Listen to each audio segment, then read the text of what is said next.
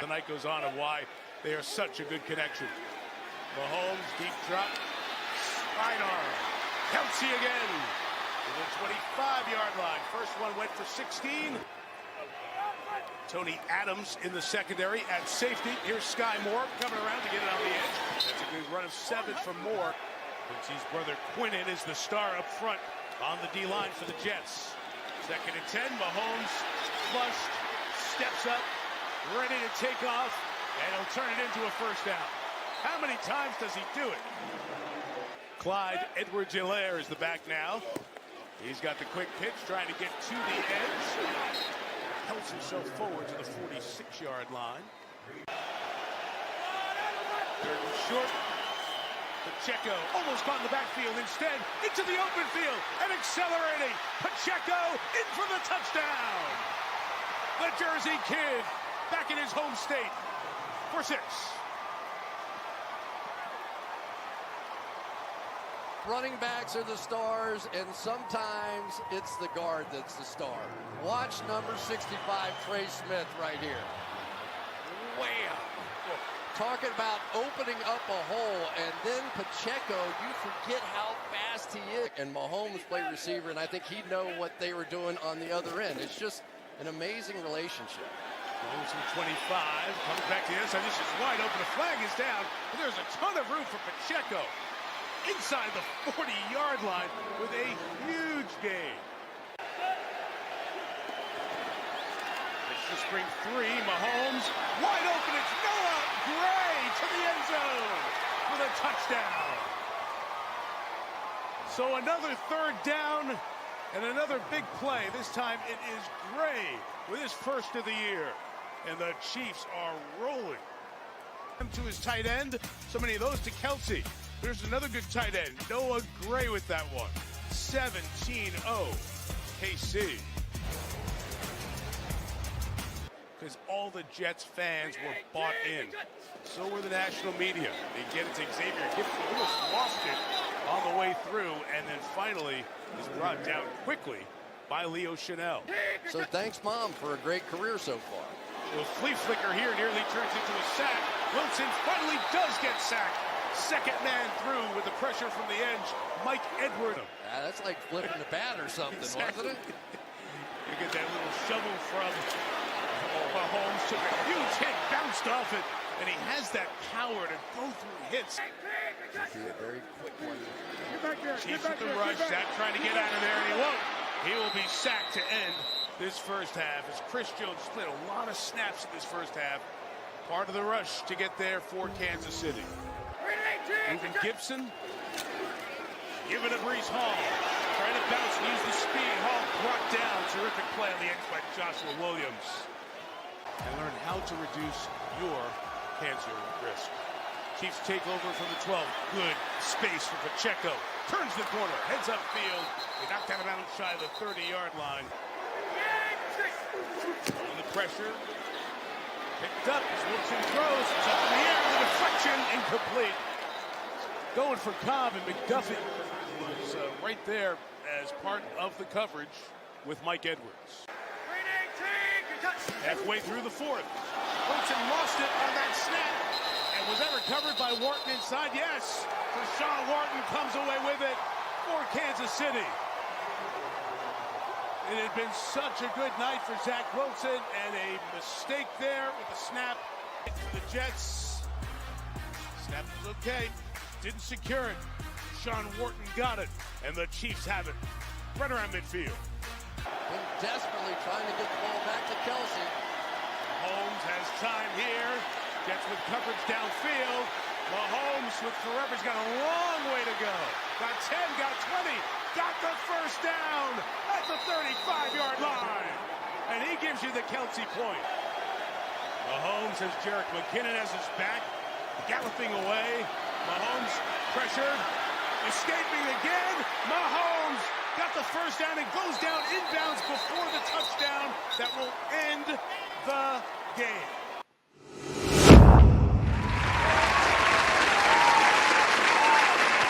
Hey, welcome back to the Red Hour. Season 5, live from Chicken and Pickle in North Kansas City. I am Sean Tyler, your host. The crew is in the building. Yeah. Let's go ahead and get everybody introduced so we can jump right in. We got lots to talk about. Ladies and gentlemen, to my left, cousin Darren Smith. What's up? No, but man, glad to have survived New York City in one piece. Oh my goodness. Did you want to choke Patrick Mahomes for not running in the end zone? Yes. Yeah, because It was a bad I beat. think I had -3.5, so no, I was fine with it. It was what's shocking was the most shocking thing was somebody at this table, which wasn't me, had Patrick Mahomes for a rushing touchdown, and Don't put my business out there like that. It's not true. hold on. I said somebody to say He's the only other person that bets Yeah, here. they know. They watch this long enough to know what's going on. He said, and we're not just audio. People can see. I'm not going to say any other names. Pointing on elbows. As he's eyeballing him, I'm not going to say who it was. Everybody know what I do. So Why he trying to make people feel so bad for him? Like, I survived another week in New York City. Because if he's going to put you on blast, you didn't even mention his cheeseburger attack. Yeah. well, We're going to talk about that. We have the meat. If they watch the pregame show, they know. Put you on blast with your IBS. So, it was a rough one. to my right, nephew, Professor Wall Street, Steve Walsh. What's up? I'm feeling good. Even though Patrick lost you some money? Well, Now that it's out there. yeah, like $999,000 worth. Oh, yeah, okay. It was that kind of bit. Oh, wow, okay. Yeah, so I mean, now he was one of the parlays, one of the 15th, umpteenth parlays that I had, and he had one job, score a touchdown, Hey, they all can't be run a winners. touchdown in. But- That's all he had to do. But the way they were playing, we'll talk about that in just a little bit. On the end, we have the infamous. Oh, you look moist today. Yeah. TJ Q. What's up, bro? I'm good, man. I got a good night's rest. The last couple of weeks, the Sundays to open the season. I'm surprised you still don't have on your silver from last night. No, I actually did. Did you wear silver to the concert? Yeah. I didn't see any photos. You ain't post nothing. I haven't yet. I have okay. one. He was doing the put a ring on it dance. Yeah. I got it. Yeah. Oh He man, didn't get the scene when Church Girl came on and I started twerking. He actually ruined the mute challenge, but we'll discuss all of that. Q, I don't remember if it was Miami or Dallas that would go 8-0 that you said they would go 8-0, but either one of them are going 8-0 now, so I don't have to carry your equipment into the club or whatever now. Yeah, So no, that's cool. that's Because over with. We'd have to rewatch that to rehash the bets. We need to write down our bets anyway, because we do. But both Miami and Dallas have lost games now, so horribly too. So it's all good. Welcome into season 5, week 3 of the Red Hour. We're live from Chicken and Pickle in North Kansas City. The Chiefs yesterday, Sunday Night Football, took on the New York Jets, and Hollywood in the building last night. But Yeah. Taylor Swift, and I get it. This is blasphemous for you to say that name just not even 24 hours after a queen leaves, but okay. You don't want to have that debate against Taylor Swift, Beyonce I'm right now. poking the bear right now. Well, I mean, there's no bear to poke. I mean, Beyonce did not sell out Arrowhead. Taylor Swift sold out 2 nights in an hour. Look, we had this argument on the show Saturday. He doesn't let up. He doesn't let up. He doesn't understand that. And it's okay. I mean, But we all know the demographics. So again, back to exactly. Yeah. Taylor Swift fans are all over the world. Beyonce fans are in Compton. Just an analogy. The analogy of, see what I'm saying? Oh. But neither here nor there, because my daughter's here today, and she was there last night. She still got on her Beyonce ponytail and doing her. She's giving you that evil eye too. This radio show went right wing so fast. Thank you, Q, because I'm just like, where are we taking this? Hey, the views and opinions. Here's alone. But yesterday, speaking of the Swiftie, nephew broke the internet last night. Did you see? Oh, really? So as Taylor Swift was coming in 30 minutes before the game in the bowels of the stadium, who was walking in front of her? Oh, that was after. When they were leaving. After they were leaving? Yeah, all right. So, leaving. dressed like a Sunday dinner plate. Oh, yeah, because Steve it's so funny because Steve always dresses so well. And this is like no sarcasm. Like Steve always dresses so well for these NFL media events that even at the Super Bowl, like people are like, hey, I saw you 3 years ago and I remember your suit and shoes. And now you still have on a really sharp suit and shoes. So it's like, dang, he's Steve, famous now. Like, come But here's the thing. He showed me the video because I don't, do a lot of online stuff. He's walking directly toward the camera to make sure he's got a good, clean shot. You can see me. He does like a little. It was surprising, like because I didn't even see him, and then the security guy was like, "Hey, sir, you're blocking Taylor." And I turned around like, "What?" And I turned around and I was like, "Oh, there you go." But by that time, it was already too late. Steve was just trying to insert his inner beehive into that. Of course. Well, they needed something. Yeah, his beehive following got him no bumps. His Taylor Swift episode got him some bumps. So just like Travis Kelce, he is benefiting off the swiftness. Yep. Nephew, congratulations on breaking the internet yesterday. Thank you. If he gives us some free wings. Speaking of broken, these Kansas City Chiefs yesterday started off looking like we thought they should against the New York Jets. I see old Steve was a Swiftie last night. Come on. Toby. Royster. Steve was a stalker last night. See? I'm going to go back to the press room. I think I left my stuff So is your there. Taylor Swift name Stifty? Oh, wow. Wow. Let's go back to your notes. The views and opinions expressed on the W Radio Show by the host, co-host, guests, and So the game started off just like we thought it should against a backup quarterback and a struggling New York Jets team. The Chiefs were 17-0, and then all of a sudden, the Swift effect took over. And it seems like they were more concerned with looking at Hollywood in that box, and everything went downhill. But it turned around. But what happened to make this Kansas City Chiefs squad make Zach Wilson look like a Pro Bowler?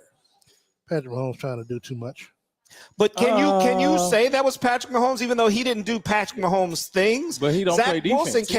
But Zach Wilson came out and did stuff that he hadn't been doing in the first 2 weeks. Well, when I say that, you got to understand the team had a 17-0 lead, and I think it was 17-2 or 17-5. But he put the defense. The defense was playing lights out, but the interception that he threw is why I say he was doing too much. Because as Steve was saying, I mean, even the interception, the pass that and one of them looked just like a plain old pass to a Jets receiver. It looked like it was an interception. It was no lift under. So when you throw an interception like that you could have easily extended the lead to 24-0, put the game out of reach. But instead, you have the interception. I can't remember how far they returned it, but now you got the defense coming right back out there on the field when they just got off the field. So now you're putting them out there, and because I think you had it felt like back-to-back interceptions.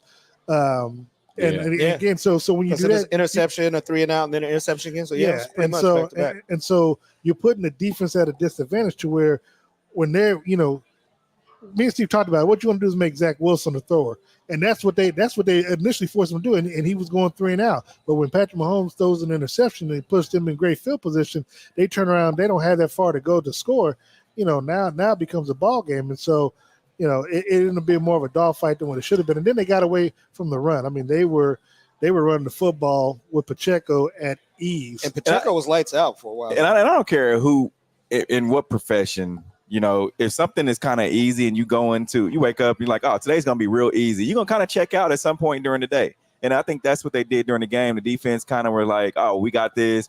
But they just checked out. And then once they checked learned their lesson from that crap. Once they checked out, it was almost too late. But the defense didn't check out. Again, it was Mahomes doing too much. And now you're putting the defense back out there when they shouldn't have been. They should have been resting while the offense put more points on the board, come back out. That way, because now you're down 24-0, the defense can actually go after Zach Wilson, get some sacks, and put some pressure on him. And it was said that the Jets coach told Zach, listen, this playbook was designed for Aaron Rodgers. We know you're not Aaron Rodgers, but we have to find you in here somewhere, and we know you're a thrower. We've seen you do it. And I mean, if we're if we're thinking about the Jets and how they prepare for the season, even in preseason, I mean, you think this game has a gold star by it, correct? Right. And so when you're going over packages and schemes, hey, we're using this in week 4 at home against Kansas City. Like, I mean, I would guess that's, what these things are earmarked for. But in that, losing Aaron Rodgers, I think some of the scheme defensively and all that was still the same. But And they said they really didn't change what they had planned offensively, but what they told Zach was, listen, get out of your own head, go out there and have some fun. So we see what Justin Fields was saying the week previous. Exactly. But I think he has to understand too, and I don't know if they told him this, but you are the guy. Because if every week he's gonna be kind of walking on eggshells, where are they gonna bring somebody else in? Are they gonna bring Colin Kaepernick in? Are they gonna bring whoever else in? And that's the other thing. You have this young quarterback, and you know he's watching. And we'll talk to our special guest a little bit about how players watch some of these football shows and listen to the rhetoric that's going around how they're playing and what they're doing. Yep. So I'm sure they were all in his head, which is why you saw all night long the players on that Jets bench going over and patting him on the back and reassuring and letting him know, hey, bro, we're here with you. Yep. Let's just. And I think that was like solidarity amongst all the players, because I mean we may talk about it later, but even the Chris Jones interview, that post game. Even though Rodney tried to bait him. He kept trying to bait him into that, but you could tell the Chiefs, were already prepared. You know, Andy's a coach that, his team is going to be prepared He's for that. He's a player's coach. And so give him his praise. And it's similar to the Patriot way, because the Patriots never talk bad about anybody. Well, it was almost Willie Gay went through that earlier in the week, where he was asked about, what did he think about Zach Wilson in the offense, and he sat there and was kind of like, they're gonna run the ball. I don't feel like he was trying to be funny or malicious or anything like that. He was just like, gave him that silence, and then they took it and ran with it. And I feel like that is kind of what pushed the Jets, the offense a little bit too. But again, I mean, let's keep it a buck. That's what we're supposed to do. They made Zach Wilson. They made Zach Wilson look like Aaron Rodgers, because the offense played like crap, because they went away from a young Aaron Rodgers. At that. But I mean, look, man, the man last week was getting sacked and getting hit all over the place and looked like he couldn't play football. And the defending Super Bowl champion comes in to where we always talk about how if you are that team, you are supposed to dominate a team that people expect you to dominate, especially if they're bad. Now, we talked pregame about what the Chiefs did against the Bears last week and how they worked, offense, defense, everything was working together. Now put that against this defense, that offense that you did last week, put that against this defense. And they were able to do it early on in the ball game where they jumped out to a 17, and then all of a sudden, as Patrick said, you got greedy. And when you got greedy, now you start doing things. You did say that. I mean, you saw Pat take responsibility. He was accountable. It was like, that was me. I just because he said, throw the ball. Well, and I posted that that was the laziest throw that I've ever seen him make. Like but toss it up. But he's also gained a habit of that. Like when Patrick Mahomes, when it's tasked for him to be the superhero, he usually has Travis or Tyreek on the other end to make things happen with the catch. If we can't say Taylor Swift, but we definitely can't say Tyreek Hill. We're gonna say Tyreek Hill. They're missing this piece. I don't think so. I can't say they're missing. They're looking for a number one wide receiver. You can't say they're missing Tyreek based off of what they accomplished last year, but they are missing a true number one wide receiver. And that's what I'm saying as far as like his habits, because him being Superman, he's able to make those those big plays. And with that in bail mind, the team out. You watched Patrick Mahomes go, all right, enough's enough. And he did what Coach Reed should have let him do week 1 against Detroit and just go ahead and finish it. Just do what you got to do, become Patrick Mahomes. And he did. He took that out of his hands. Yesterday, Patrick was like, all right, I got to get us back in it. And he did exactly what he had to do. Well, the flip side though was week 1, his receivers were dropping passes to where it kind of took him. But it wasn't on him, but he still had an opportunity. I mean, his runs, you know what I'm saying? When Patrick gets on his feet, stuff happens. And on paper yesterday, Zach Wilson looked way better than Patrick Mahomes did.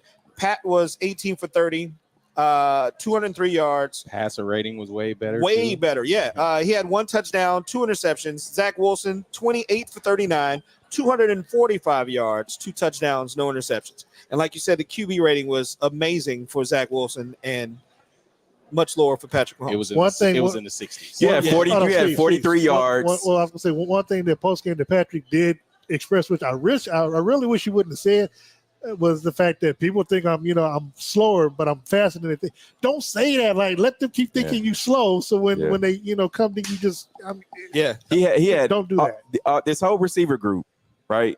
they of all those guys, you play over 100 snaps between all 5 of them, and they had 43 yards total. No. Here's the worst part. Here's the worst part. If there's nothing wrong with that, something's wrong with that. Your wide receivers only had eight catches. Mm-hmm. Now, mind you, MVS, and look, I've gone about this week in and we got about him.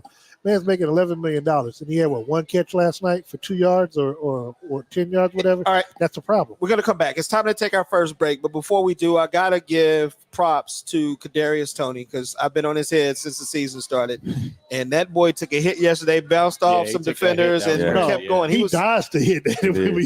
He ducked that head in the nick of time. Yeah, but he meant business last night. So, all right, Kadarius, I see you. He's back home. Yeah, it is time to take our first break of the evening. We are live from Chicken and Pickle in North Kansas City. It is week 3, season 5 of the Red Hour. We have a very special guest who I'm very excited to talk to today on our panel. So he's coming up, and we'll talk more Chiefs football. We'll go around the league because there were some games yesterday, and I think some people might start to be in a little bit of trouble. We'll talk about it. Wow. It's coming up. Week 3, it's the Red Hour, live from Chicken and Pickle. We'll be back in moments.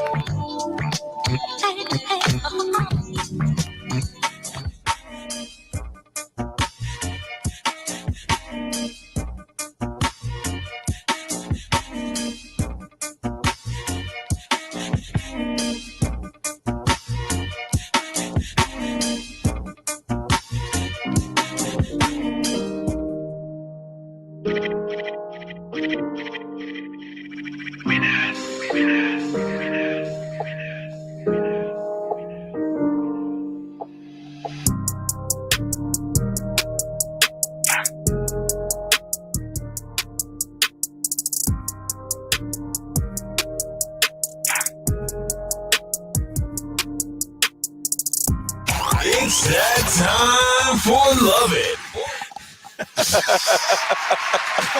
What just happened? Is that time for Love It or Hate It? Steve's got a lot of It's because Steve's a stiffy. Yeah, that's what he is. I can't hear Q. What happened? His volume's kind of down or something. All right. We are back. The Red Hour, live from Chicken and Pickle in North Kansas City. And the standing ovation just kept going. I was like, did they think Taylor Swift was here? Y'all threw Q off, man. Leave Q alone over there. He's still reeling from last night. Yeah. Hold on. What time did it start and what time did it end? Because we were curious about that. What time did the concert actually start? I heard she walked on about 9:55. Yeah, it was Did you have around like opening act? 9:55, No. like a little bit before 10, and then she did about 2.5, almost 3 hours. What? Like easily. So why it was supposed to start earlier than that, right? It usually so 8? From what I was hearing. Did you like, go? No, my wife and Yeah. daughter went. Oh. And so I didn't get home till 2:00 in the morning. On a school night. No, easily. Yeah. But it was supposed to start at 8. What I've been hearing in other cities is that she started around like 8:30ish. Mhm. And then if some cities had like infrastructure problems, whereas traffic was heavy, she would start later. And so I guess that's what happened this time. But no, it was. I'm sorry. Yep. It's not like they No. told her. I'm making that face because I work in the business, and trust me, Really? no show is postponing or pausing their show because they did it in New York because of The rain. the The rain. rain and the subway systems were shut down. So Yeah. they had to Yeah. do some stuff there, and she paid to have the subway stay open later. Yeah, I heard about That that. kind of Yeah. stuff. But no, But this, I was saying it was because the stadium wasn't full enough at that time. But it was like traffic was like dude, stupid. they don't care. Yeah. They got their money's made, all of that. Yeah. It's the last day of the tour. They were in town, and she had special guests here. So, Because I saw somebody said one of the latest times that she started was like 9:30 in one city. Sheesh. Yeah. Did she expect people to just sit around and wait? Yes, Yeah. and they will. That's And they crazy. will. No, people And they did. people literally in every city that I saw, Yeah. like they were blocking out whole 3-4 days in a city for this. So it was either a day before the concert and then 2 or 3 days after, or 2 or 3 days before concert. Next day, Yeah, they were then taking leave. days Like, off work, and it was a thing. It's It's so a if thing. you there, and then walking in the concourse, like you get to see people. Like a lot of people were just my girlfriend. She was out there she was asking people like, "Hey, y'all got a nice looking group. Can I take a picture of y'all?" And she had like a little disposable camera. So it was That was his girlfriend's way of saying, "Oh, look at that outfit." she's like a got me record hearing keeper. this. Like Really? so, but Yeah, yeah, that's dope. like Hey, if they were doing the it was Wizard of cool. Oz, there was a 10-man audition at Arrowhead last night. I'm just going to say that. All right, folks, let's get So, back yeah. to the business at hand. More football, please. One of my favorite human beings is our guest tonight, Chiefs Hall of Famer, the Mr. Deron Cherry. What's Yes, going on, One of the brother? hardest hitting safeties in the NFL Man, look. ever.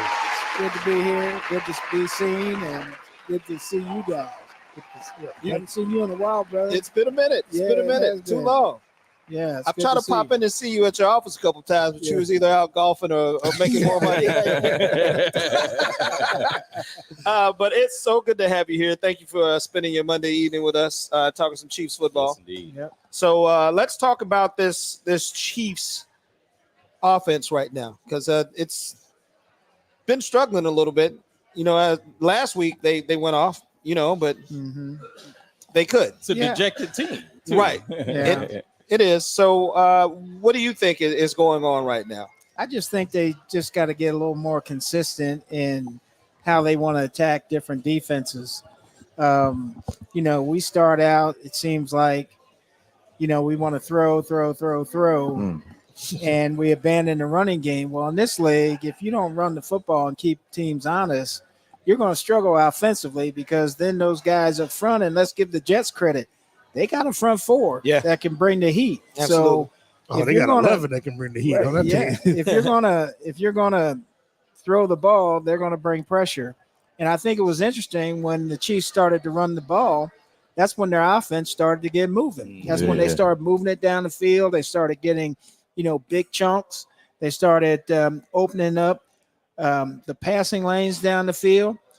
But when you're just going to drop back and throw, it's going to be awful difficult to contain, that pass rush, especially when you're up against a front four that has some dominant players that can rush the passer and put pressure on you. And it also puts pressure on your offensive linemen. I think those big guys, their mentality is, hey, we want to be physical. We They want to like to start run the knocking football. people. Right. Trey Smith. And when you start to run the ball and you're successful at it, man, those linemen get more charged up, because they realize, hey, this is the kind of game we want to play.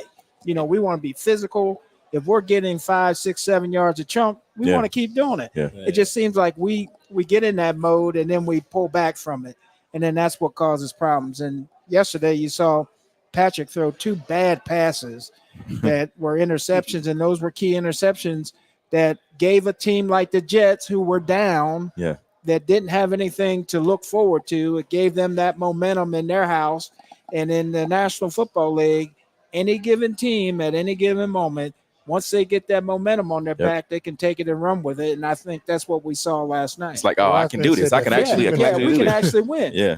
Mr. Cherry, when you look and you talked about the offense, especially running the football, Steve and I, we get a chance to talk to the players after practice and during the game, after the game and stuff. But when you see someone with the mentality, and you might have saw a highlight last night of Trey Smith on a sweep, pancaking the guy.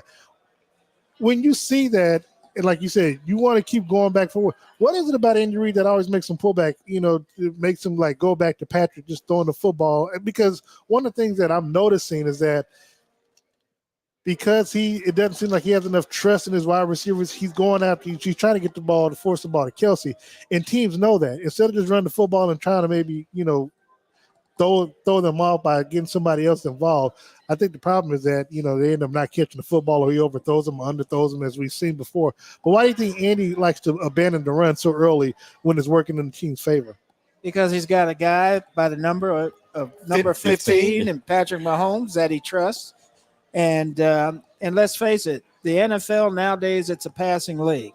It's not a running league. It's a passing league. I think you throw because you can get big chunks of yardage. You run to keep them honest.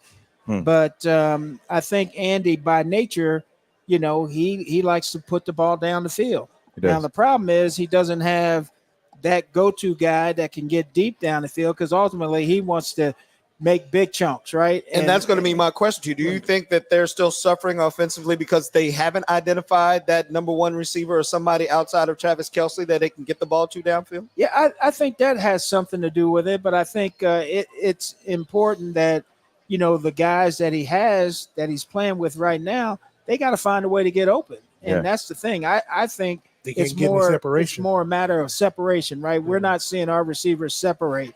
And we see a little bit of it when we're running the ball, and then teams have to worry about that running game, and then that opens up play action pass down the field, and then they could get Kelce open behind the linebackers or get a wide receiver coming across the middle of the field. Yeah. And so they're able to do that when they're able to be balanced offensively. When they just start passing the ball, it just seems like we don't have receivers that can separate. See, when I was watching the first couple weeks, it was, they were, and Patrick talked about this post game, they were just sitting back in the zone, which of course they sit back in the zone. You're not running the ball, so they expect you to pass. So now when they're starting to run the ball, how much of it is it Patrick making them better, the wide receivers? Because I feel like he's supposed to do that, whether they're open or they're not open. He has to throw them open. Yeah, he's got to throw them open, but they should be getting open. But I think the way defenses play this team is, hey, we're going to let you run the ball because we know you don't want to run it. Yeah. So we're going to let you try to run the ball. Now, if they run the ball, they're going to gash them. And then I think later on that opens up their passing attack a little bit more. You see Kelce gets open a little bit more. You see some of those receivers underneath. They're able to get open and find space inside the zones because let's face it, most teams are going to play this team as a zone defense because they see what Patrick does to them when they go man-to-man. They open up the field. He takes off and runs. The Jets, in two crucial situations last night, in third and long yardage situations, what did he do? They went man-to-man. Yep. Opened up the middle of the field. He was gone. He runs 15, 16 yards on one. He gets 25 yards on another. And you just open up the game for a guy like that who's made big plays. I mean, I don't know how many times you got to watch film from past games, Super Bowls and whatever, and know that man-to-man coverage, your defenders' backs are turned to him.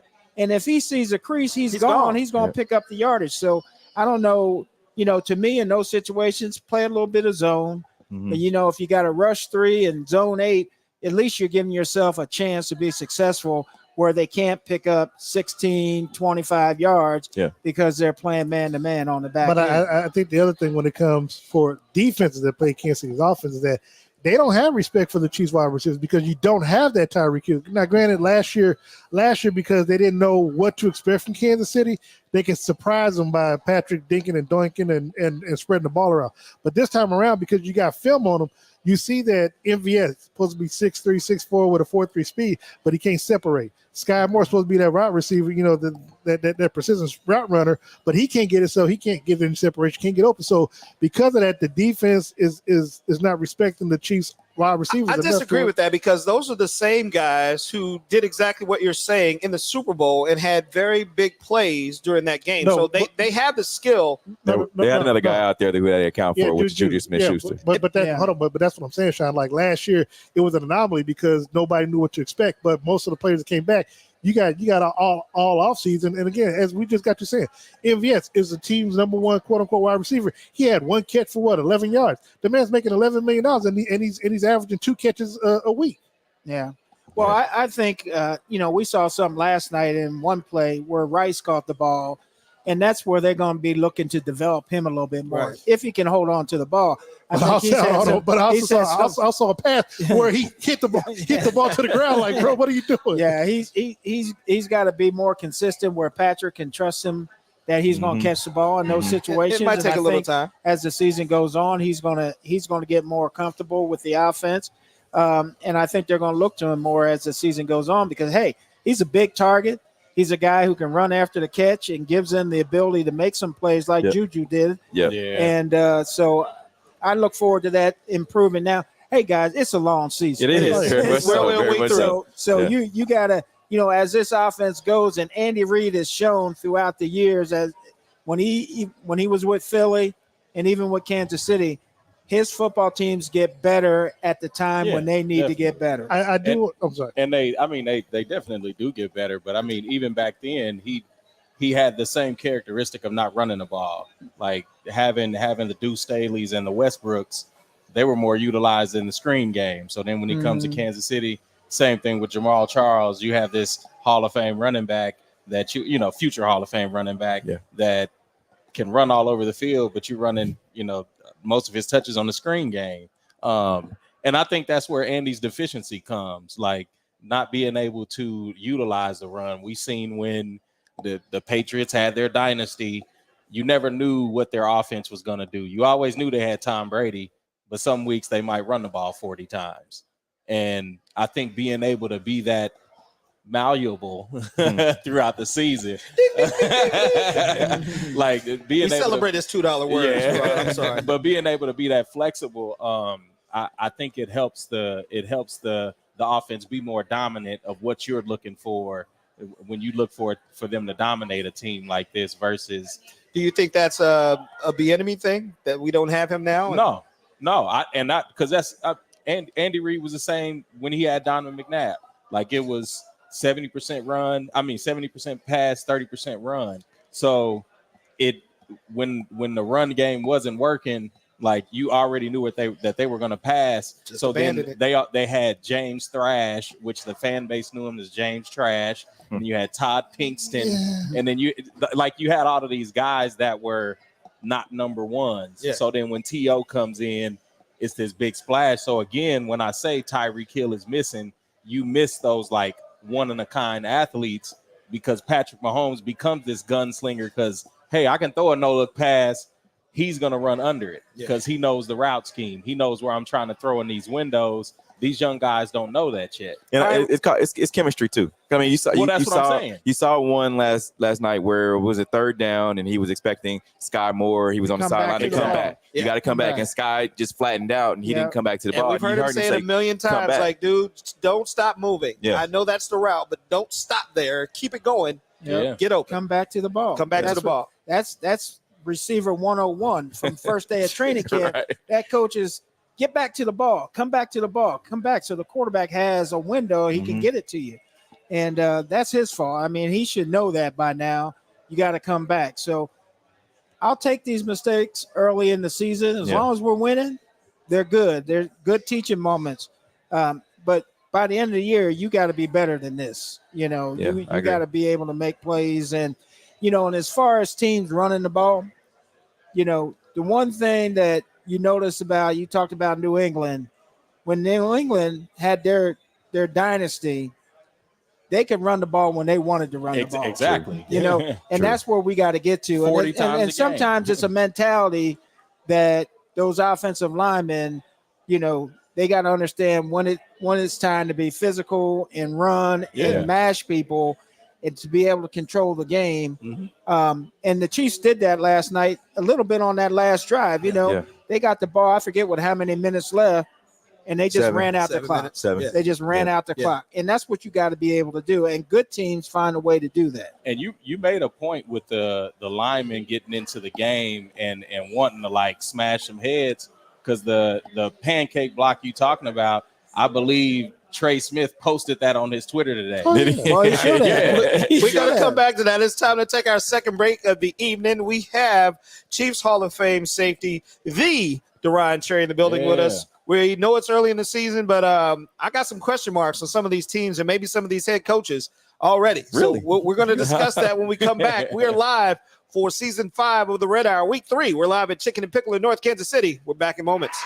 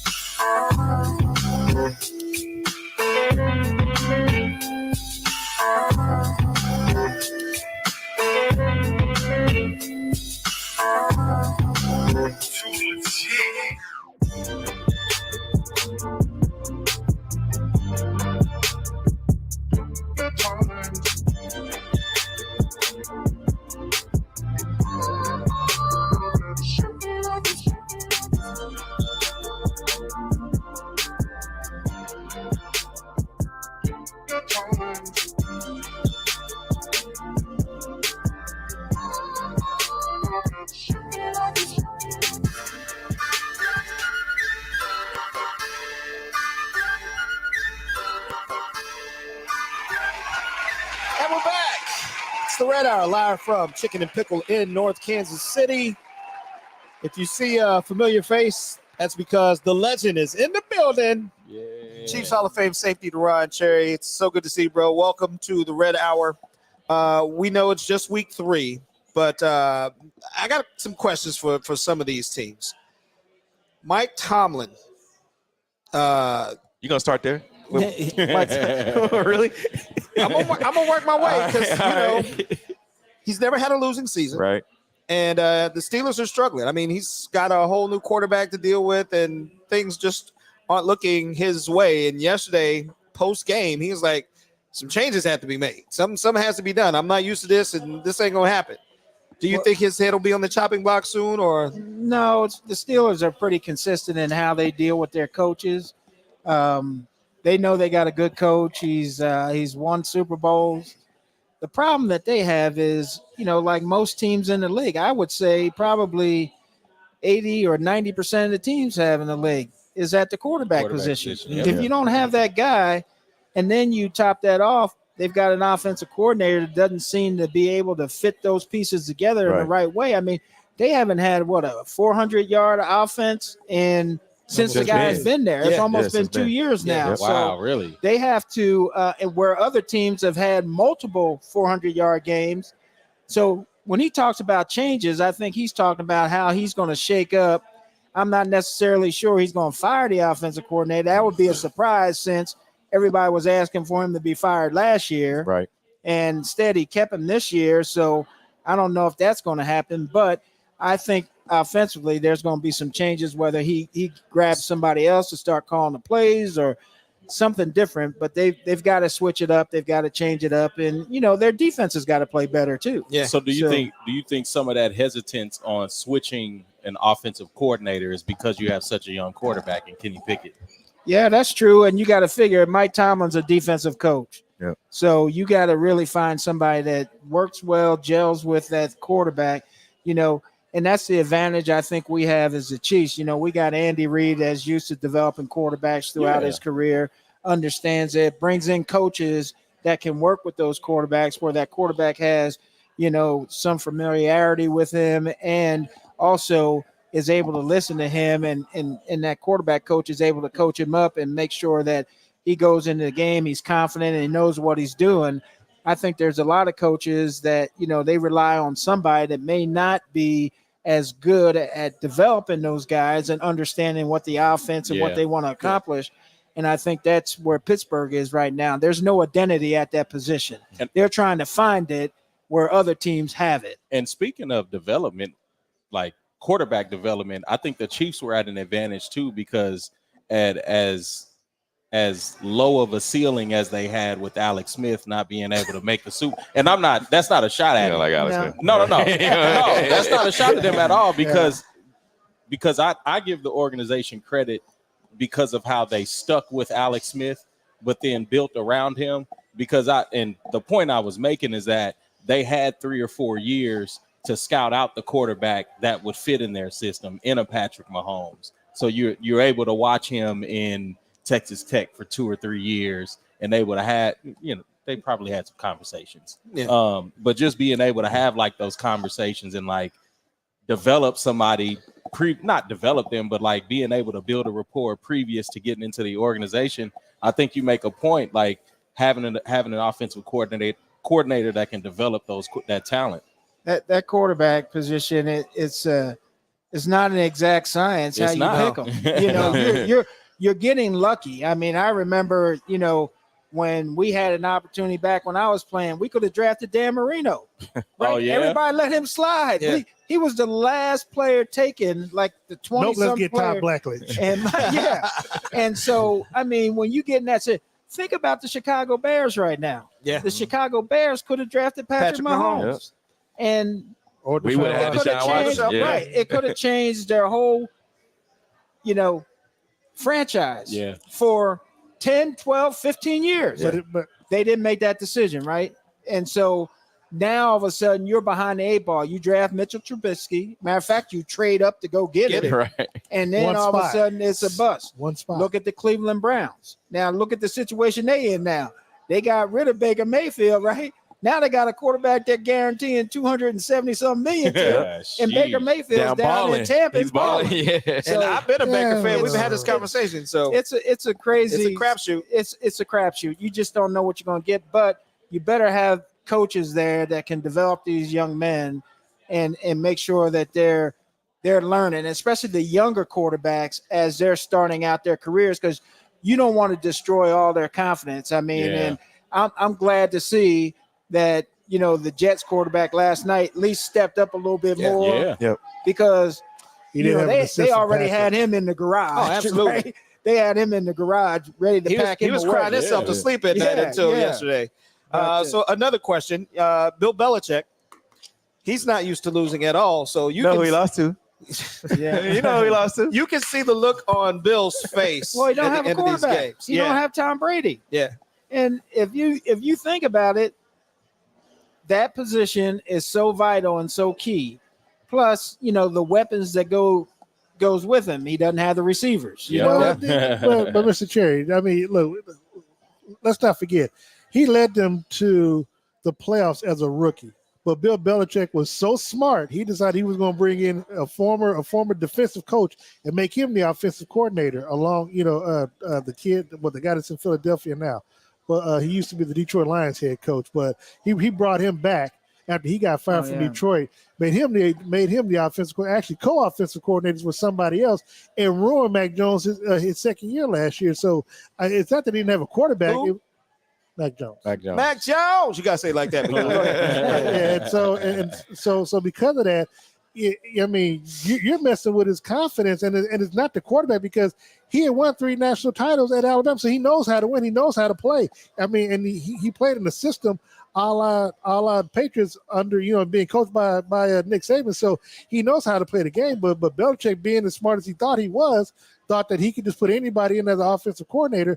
After Josh McDaniels left, and we saw what happened. Because Josh McDaniels did a really good job with him, but he didn't do a good job with Derek Carr. But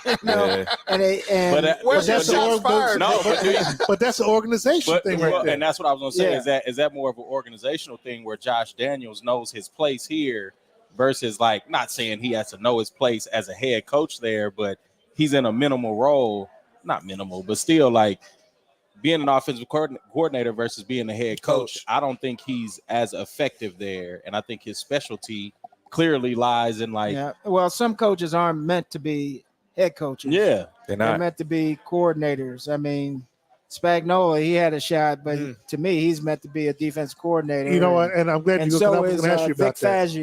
Fangio. He's the same way. So, I mean, those guys get their shot, and it might be one shot that they're getting, but I think it's a travesty that my boy in Washington, he can't even get a shot. And look at what he's done with that offense this year. I want to ask you, for someone who played safety, what you thought of Spags and his system, especially talking to him after the game last night. One of the things that I always felt that when he had those rookies come in last year, they had, they didn't know anything else. So they learned it, so they bought into a system. And now we're seeing it kind of pay dividends. Justin Reed as well.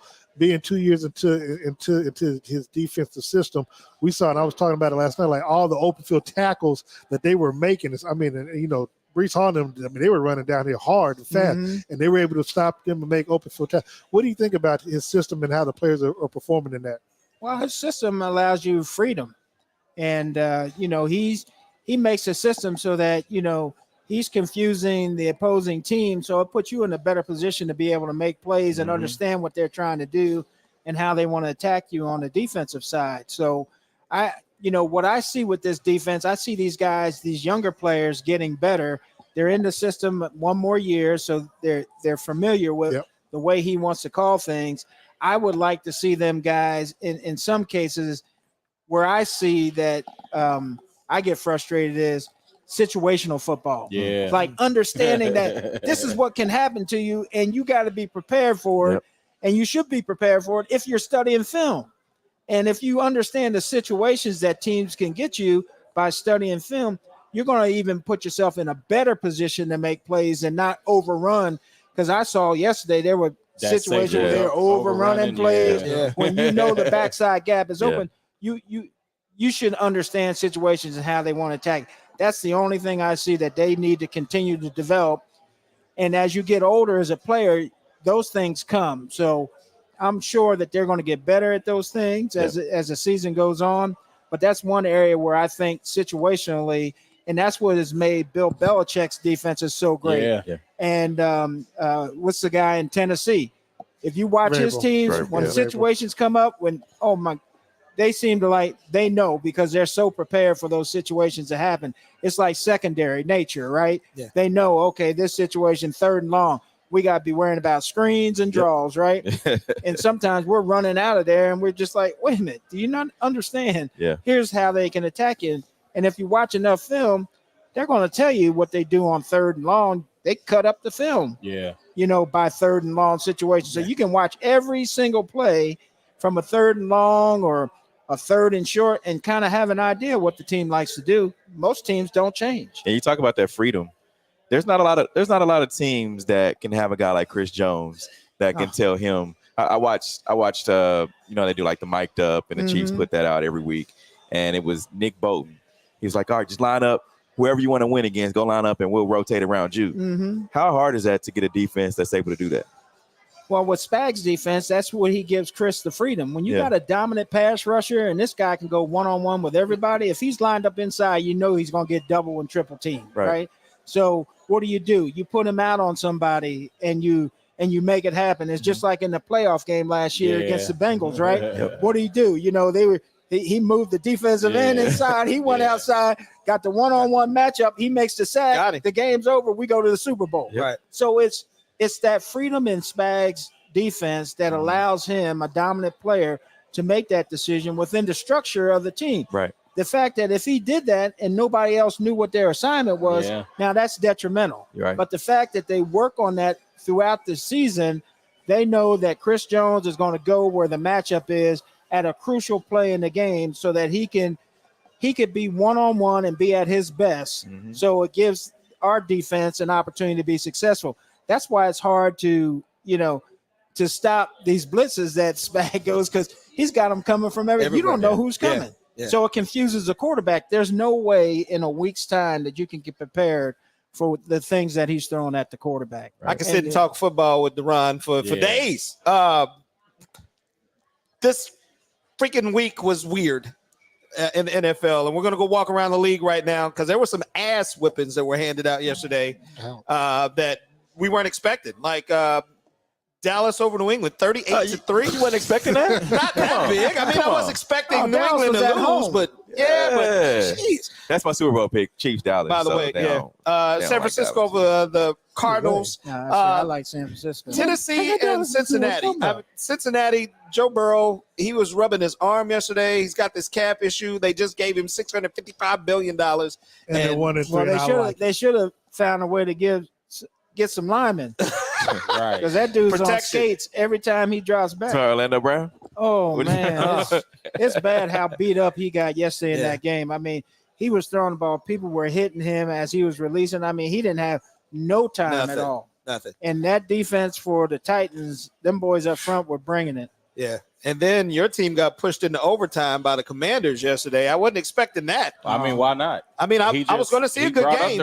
I mean, I know that, but they should have went for two, though. Yeah. But Jesus, I mean, they should have went for two. That just goes to show me that, when Philly plays a good football team, they're going to feel it. Well, I mean, and last year they lost to the Redskins. The Commanders. Sorry. Yeah. But last year they lost to them. Did. Like that's a division rivalry where they kind of know each other. But then who do you add into the mix? Eric Bieniemy. So now brings a winning mentality. No, definitely. And that's why I say like Philly is I have confidence in them, but they're still a young team climbing. So. Which is funny because at the beginning of training camp, what were they complaining about? He was too hard on us. He's too hard on us. And then Ron Rivera is sitting over there saying, well, my guys look like they were gassed. Yeah. Well, come on, man. This is the NFL. My guys look tired. What do you mean? If your guys are gassed, can you imagine what that defense is like? They're gassed. They're totally gassed. Now you got an opportunity to go for two and be successful at it because they're all gassed. But Deron, They can't think, but that's the difference between a winning mentality and a losing Yeah. mentality. But hold up, but how many Coddling his players. how many football movies have had this narrative? Like, are they the little giants? Right, they definitely the little Yeah. giants. Yeah. And then the game yesterday that everyone wished just wouldn't have happened. The Bears against the Denver Broncos. What? Well, it's funny that you brought up the Denver Russell Broncos, got his and I first know you're gonna like this. They put up a comparison of Patrick Mahomes' numbers and Russell Wilson's numbers, and they're pretty much identical. For this season. Oh, are we surprised? Well, no, I'm just saying I know you're gonna like it because but it just shows you when we talk But about we have defense. a winning record it's a now. defense Well, that's a lot better. Well, and I think literally what I've been saying since last year is that Russell Wilson is a coach away. Like, teams are a quarterback away. He was a coach away from that. But again, Why is he a still might coach be a away? coach He's supposed to be a coach. Russell Wilson doesn't need a coach. Russell Wilson is 10 who years said past. that? Me? Why them. would you say that? No. But no, and I think what this game might not be indicative of that, but I think what we see from the Broncos is that they get a little bit better.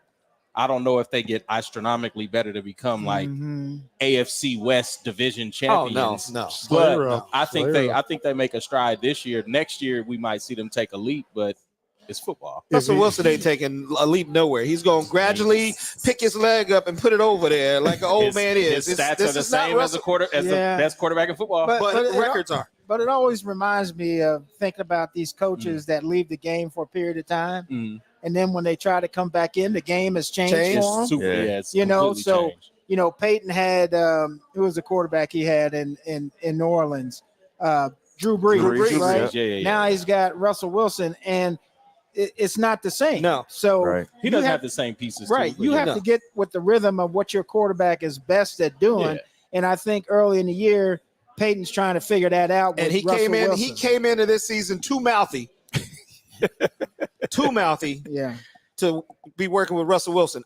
Two more games I want to talk about before we get into this next game for the Kansas City Chiefs. This Buffalo-Miami game yesterday. That was a really good game. Yeah, I had a But it's a warm division. feeling inside. It's a Another, division yeah, opponent, rivalry. But the rivalry, and Josh Allen did Josh Allen things Yeah. yesterday. And you, I'm sure you know this, but it's the history of the league. When a team scores 50 points, then normally the next week they don't come out on fire. Like they come out pretty dead. Yeah. Yeah, and plus, it'd be different if they were playing Buffalo and Miami. Yeah. But it's up in Buffalo, and that's probably one of the most difficult places to play. Oh, it got loud. You You couldn't know, even hear the announcer yeah, at certain you points get- yesterday. Josh knows the defense. Right. Yeah. Yeah. And then, what Buffalo do?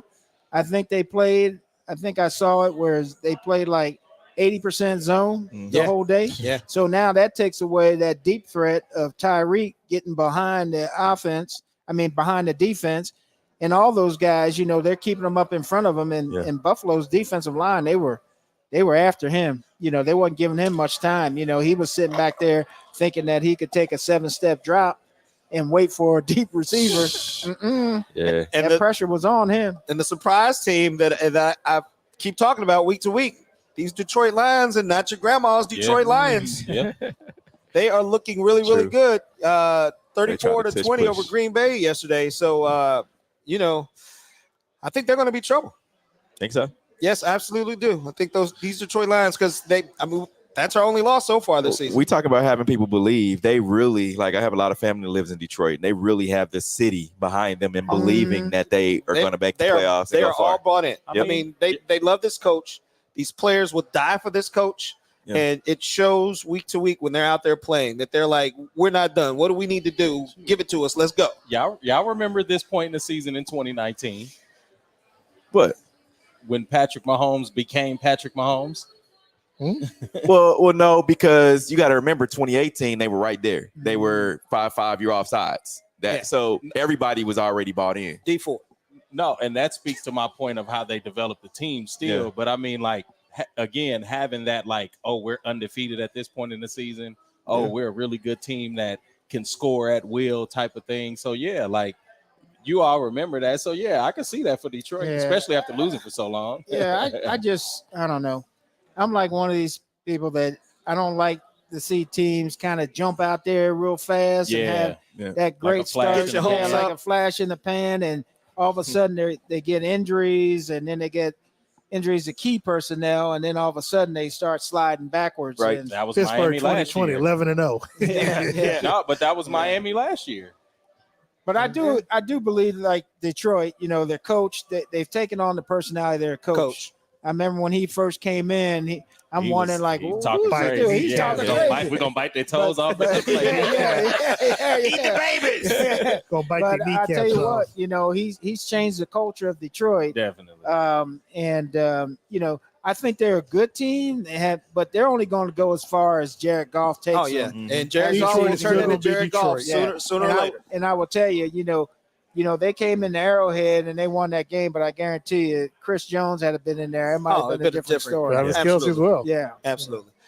We talked about this and Travis Chiefs, Kelce. this No, first 6 definitely, week stretch of games for the Kansas City Chiefs, and I was like, oh, we got that, and we struggled against the Jets, but we are now headed to Minnesota, and this is the official Kansas City takeover weekend. So a lot of Chiefs fans are going to be headed up to Minnesota for this game. So there'll be a lot of red in the stadium. A lot of red in New York. Minnesota gonna There's be a lot of red. They're going to give up all them tickets in Minnesota. I don't know. Well, Yesterday it was because, a lot of that's- tickets. was I a know. lot of Minnesota, But they got a new bigger they stadium travel. too, huh? Yeah, Yeah. but they usually that stadium's usually packed with purple up Yeah, there. it is. Yeah, Definitely. but Minnesota's Minnesotaing right now, so but Yeah, but Chiefs Nation does travel. They I mean, do. last night you Yep. see it. Yeah. They were. There was a lot of and fans. Chiefs all Nation over. is getting strong. I mean, hell, we had Hugh Jackman and Deadpool up in the suites. You know what I'm saying?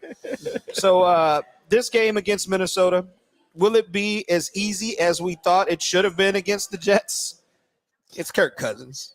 Chiefs picked a No, little bit of I mean, competition, man. So I don't You know. can't say it's Kirk Cousins because you couldn't say it was Zach Wilson You yesterday. absolutely couldn't, because we didn't even know And that's who the- Zach Wilson was, well, and he showed us yesterday. And I think that's a tough thing that always worries me about the Vikings, and really any Kirk Cousins team, because I feel the Commanders were that when he was there. But if you put athletes like Jay Jettas around him, like he can really like put the ball in places to where they can make plays, and he doesn't have to worry about being the hero. But he'll turn the ball over. No, but that's the point that I was gonna make. Like, Yeah. but then he turns into 5 interceptions instead And of if 3 Taylor touchdowns. Swift goes to Minnesota, we can turn the ball over a lot too. But I think you talked about Justin Jefferson, and I think he's the person that scares a lot of people as far as like Chiefs fans Oh, goes, yeah. right? But and I talk to Darren about this, and I say this all the time, and I'm pretty sure that as a defender, these guys have seen the Stephon Diggs, the Jamar Chase. There's not anything that Justin Jefferson is going to be able to do that's going to confuse this team. No, and they've gone against great wide receivers before, so these guys are much better. They're a year developed. The younger players, the cornerbacks. I mean, it's not going to be something strange to them. But let's face it, these guys were in the Super Bowl last year. Right. Absolutely. So when they talk about big games, these guys have played in big games, and so I don't think that's an issue. I think what's an issue is, Minnesota's number one. You got to stop the run against them. Yep. Right. And that's where our defense usually has some hiccups, right? They get gashed and then they rely on that running game to open up Kirk Cousins, because Cousins isn't the type of quarterback that's going to beat you dropping back like Patrick Mahomes is every game.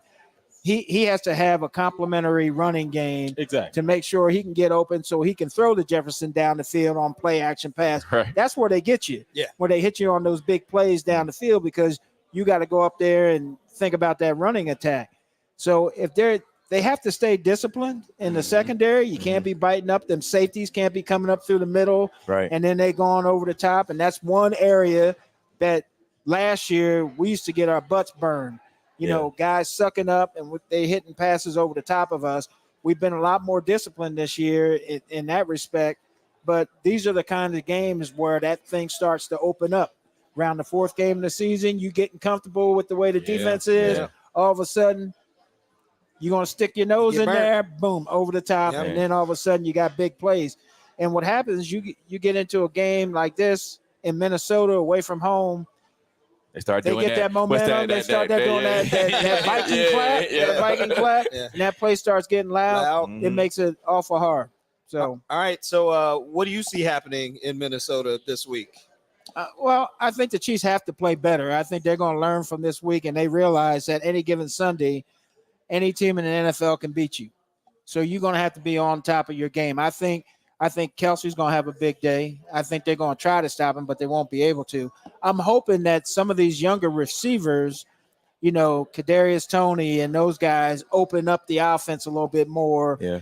I think Pacheco, you know, if Andy is committed, they need to run the ball. You know, they got to establish that run and that mentality, especially early in the game, to get them offensive linemen to get that pass rush for the Vikings, because it's going to be loud inside. Yes, you do. The way to keep that pass rusher off of is run the ball.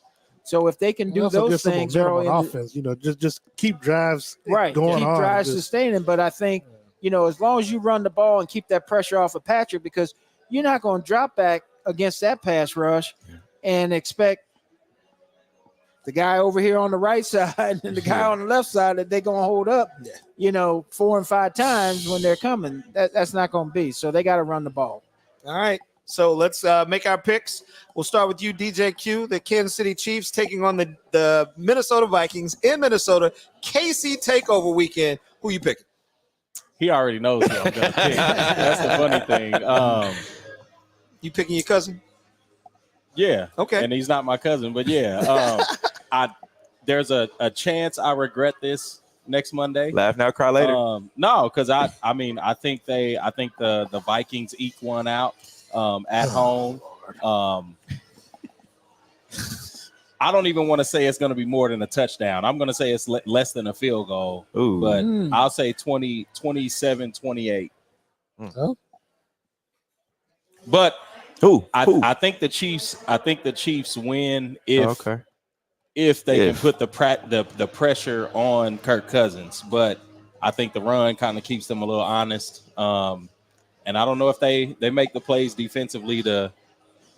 So who you got winning? Right. I just said it. No, you said 27-28. Then you said the Chiefs will win. I said Kirk Cousins. He said Kirk Cousins. He got the I said at the top of that. I just want to make sure. Yeah. All right. It's 1-3 Vikings, nephew. You looking to see? I was just trying to see is this week. I was trying to see what Orange Friends Minnesota 5.5. had when they scored 21 points. I think if you're able to keep this Minnesota team within the 14 to 21 points, the Chiefs have a great chance. Great chance. You looked at Detroit, and I say this all the time. If this team, you get Patrick Mahomes the ability to get to 30 points, they're going to win every game. So I have the Chiefs 31-17. Chiefs. Well, since the Chiefs don't like to cover the point spread, and it's 5.5, I'm gonna bring it a little bit closer than that. And I think the Chiefs just played to their competition. The question is, how do they stop Justin Jefferson? Because he's gonna be the difference maker. He's gonna have a day. I mean, that's just who he is. He's just that guy. And so whether it's LJ, whether it's Trent, they're gonna have their hands full dealing with him. But at the end of the day, I got Kansas City winning. I think it's a little closer ball game. I'm gonna give them 31, but it's 31-27. They don't cover. The Wizard of Odds says that the Kansas City Chiefs have a 67.6% chance of winning this game in Minnesota. Well, they're favored in every ball game. Oh yeah, year, but that's a little more than favored there. Mhm. So I think it's going to be a tough game for them because I think it's going to look like this Minnesota game did can't yesterday. go to 1-4 because And Andy's gonna go away from the run early in the ball game, and everybody's gonna be screaming and wanting to throw something at their television because it's like, why is Patrick dropping back? Why is he getting hit? Why are you in a pass situation where Juwan false starts or gets called, gets a flag on instead of just running the football? yeah, this is one of those games where it's going to be a physical game because Minnesota's physical. They like to play physical, and I'm thinking that the Chiefs might have a slight advantage considering the fact that Minnesota got beat up pretty bad in the game last week against the Chargers. So I think they're going to try to come back and redeem themselves. So it's going to be a dogfight. The only thing I'm concerned about, the Chiefs got to come back on a short week and play against the Broncos at home. So that's a bye week. I mean, that's and there ain't no bye weeks in the NFL. I don't care who you play. But I like the Chiefs here, and I like them. 31 to 21. Okay. All right.